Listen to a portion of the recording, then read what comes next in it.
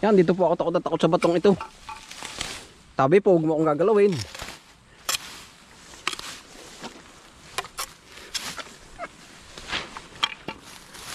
Yan, ito pong batong ito, dito ako takot. Nung ako po naman ay medyo maliit pa nga ay. Oh, pag po ako sulo, ako po ay takot na takot dito. Yan oh.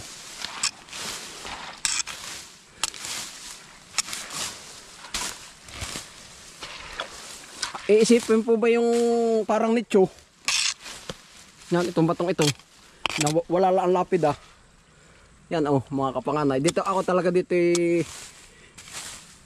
ako lagi, pag ako hapon na, ako iiwanan ng aking ama. Pakaramdam ako gusto ko uuwi na rin. Agad oh. Yan, Philip, narito tayo ngayon sa ating ginagawa. Tanda mo kita laging upahan. Yan po si Philip na manonood ko rin ngayon. Na ayun siya sabi mong boss, na ayun may iyon nicho. Ang sabi, may parang nga naman nicho ayo, tabi po. Dito ako takot ay nung araw. Tabi po kayo ha. Tayo ayan, tagal na akaparito. Yan, ito po. Ako tinatakot dito ng aking kasama ni Philip. Ngayon po may hindi na rin, nasa Maynila na rin ngayon. Oh. Yan po ay kuwan ay. Parang ako niloloko, nilalagay ng bulaklak nila pag minsan. Ni Philip, ako niloloko. Sabi para tayo bus na dalaw. Binaliktan ako lang itong kuwan na ito. Itong aking dating tubigan.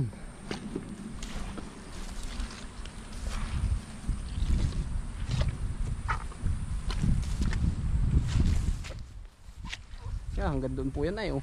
Talagang isang hektarya.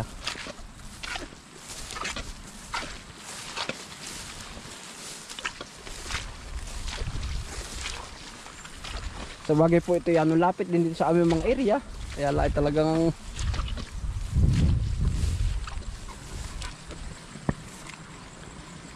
tos na. Ari pinsan ay mga 70-han nga.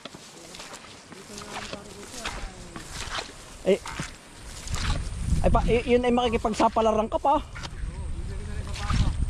Ay ipapagbaboy ko na. Pero pinsan, ang akin din kung ang pala ay mga 25, tunaw rin sa akin.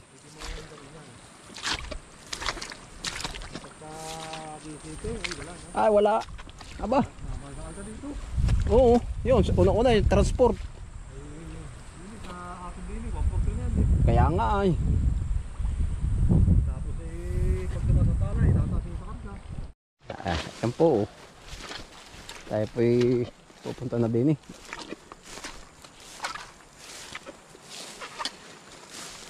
ang sitwasyon niya ito. Yun nga po, ngayon po ay mura ng kuwan ay. Kaya ngayon ay ang dami dito nababakante. Mura ang palay. Ngayon po ay yung ibang nagpapalayan, yung iba nagtutubigan, ay nagko-construction na lamang. Ang sabi nila ay may araw-araw daw ay kita nila ang pera. Ay dito po sa palayan ay talagang wala.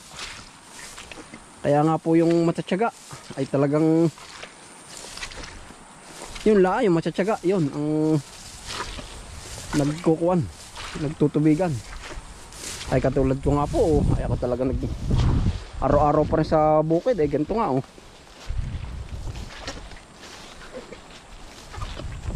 Yan, ang lawak ang tuwal.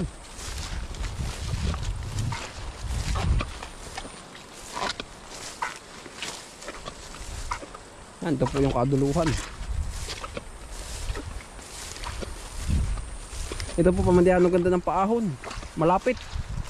Dito ilaan sa Ilaya, baka po mga 5 minuto lang ang lakad. Naroon ka na sa mismong papagtambakan.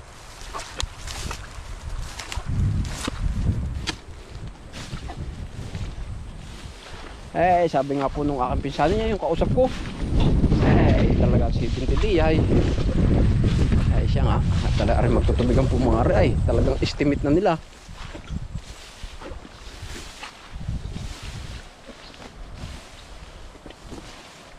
Yan, gubat na nga. Ba.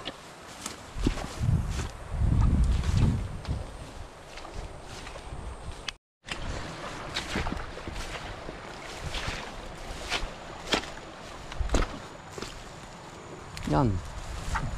Daming pako. Yan po dito po naman sa gulay. Pagkadami. Ay, naipapala yung kay pinsang kuha na yun. Kuprahan. Nasira na. Yan, dati po dito ako natakbo pag naulan. Ito ay walang dampa. Dito sa kuprahang ito.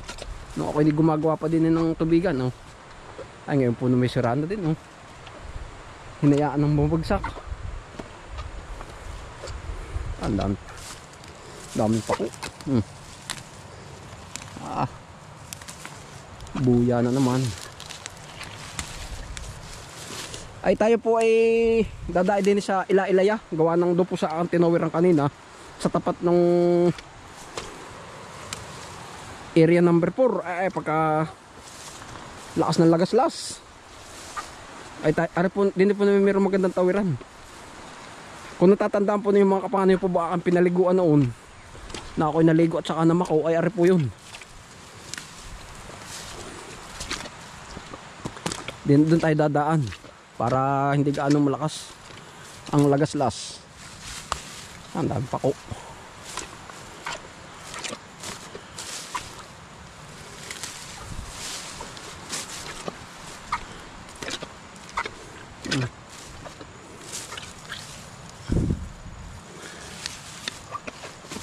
Ay, din po ay talagang ganare lang ang buhay nga. Oh. Mahirap pong planuhin ang aking tubigan dati. Aba. Kaya nga po naman nun ay iniwanan ko na rin. Ay ako po nilugi talaga. Nung panahon kaya, mura pa ng palay. Ay ngayon naman hindi po namahal.